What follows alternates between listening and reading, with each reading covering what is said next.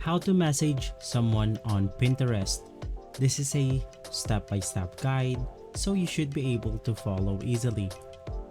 Now, of course, you want to go ahead and download Pinterest right here, and you have to make sure that you are using the latest version of Pinterest on your device.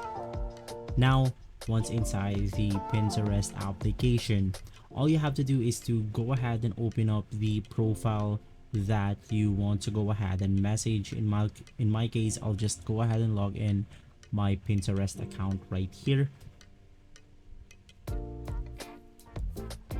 And so, as I was saying, all you have to do is to go ahead and look for the profile that you want to message. In my case, I'll go ahead and click on this profile right here.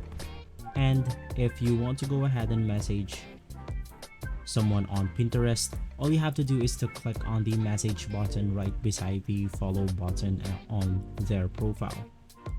And in here, as you can go ahead and see, I can now message this person.